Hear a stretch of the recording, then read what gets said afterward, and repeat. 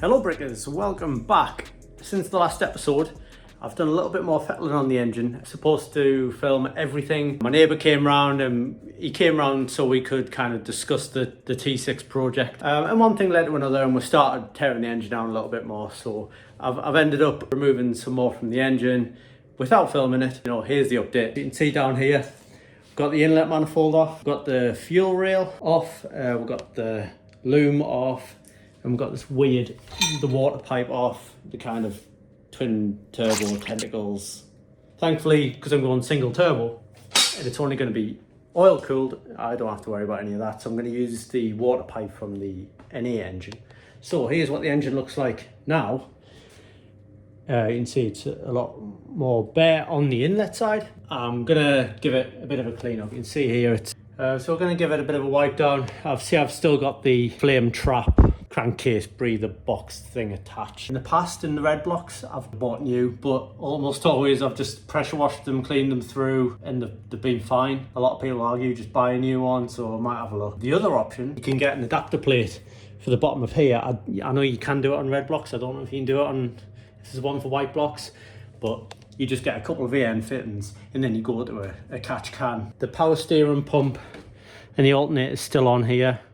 I'm going to try and use these rather than the NA engine. One thing, the power steering pump on the NA engine, the reservoir's right here. And a couple of times when I've gone a bit crazy on the West Tracker T side, I've boiled my power steering fluid, and I'm sure having the reservoir on the engine is not really the best way to go. I'm going to try and use these two if possible on the alternator. My next job is to remove the flywheel. I'm going to remove it to get it on the engine stand. To do that, we just find some bolts and use the Bellhausen bolts to attach it to the engine stand.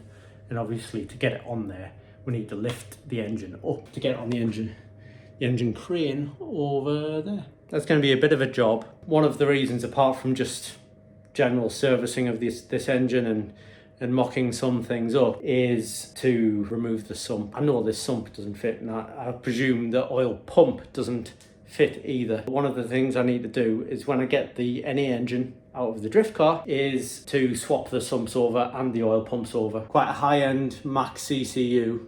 I think it's a max ECU race. I'm going to get the Terminator T5 harness.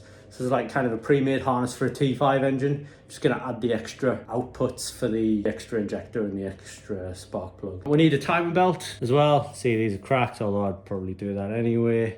I'm going to try and avoid doing a head gasket and taking the cam cover off, but we'll see. I don't know if the NA cams can be used for the VVT. I still don't know 100% if I'm using the VVT. If I'm using just the turbo cams, turbo head with the VVT, as it all is, as the engine is, I've got no major reason to tear it apart.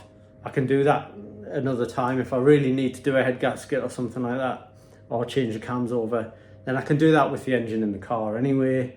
So for now, just to like priority kind of get the car running, just gonna, if possible, leave the engine closed. It turns over quite nicely, so it's, you know, it's not seized. I've had a video of the engine running. It's a 94,000 mile 2004 motor. I've got no major reason to suspect at this point that it's bad. The spark plugs looked okay. You know, there's no major leaks on the outside of the engine. I think just kind of a timing belt, the sump gasket, the inlet and the exhaust manifold gasket. So I'm rambling. So let's get to cleaning the engine, and then get the flywheel off, get this 6-cylinder lump on an engine stand.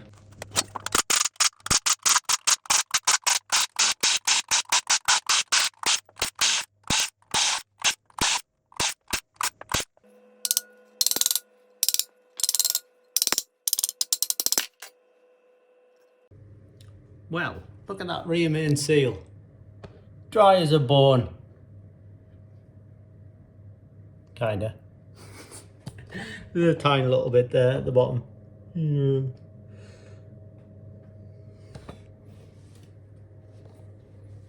To change it or not to change it? That's the question.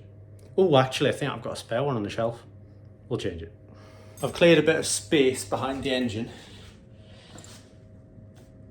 And you see here, I've got the engine stand just lined up behind it. So the plan is I've got this bit here. Now this goes on to the engine stand in there, but these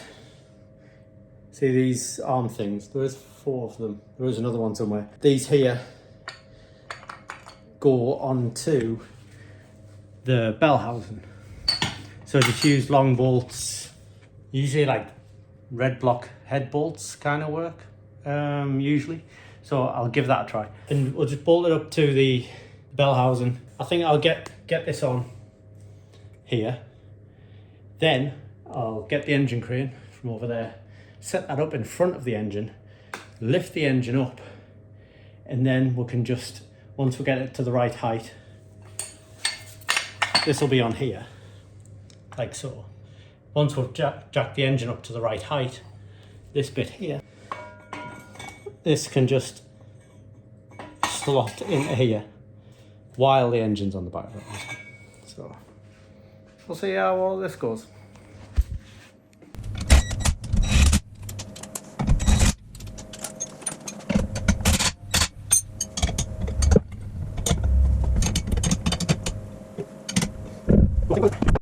I've just managed to attach the bracket onto the back of the engine for the engine stand.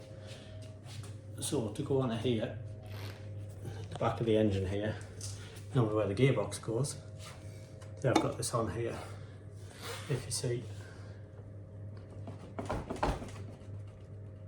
that's not going anywhere. So you can see I've used the bell housing bolts. I found some, what are these, M12s maybe, 17mm bolts on the top. I used 1 red block head bolt on the starter motor hole here. Then I've used just another bolt at the bottom, but I didn't have one in the right thread pattern because that's an M14 or something. So I've just got a nut on the other side. And that should be enough. Once I lift the engine in the air, I can slot it through this hole.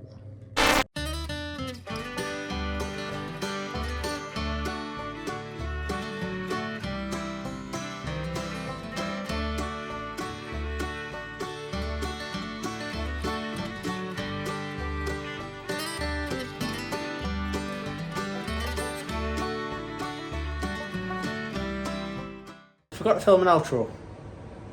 Maybe it should involve beer. Maybe it should involve beer every episode. Maybe you're gonna pick a beverage out of the Volvo bar and celebrate a little bit of progress. Well, thanks for watching, Brickers. I'll see you in the next one.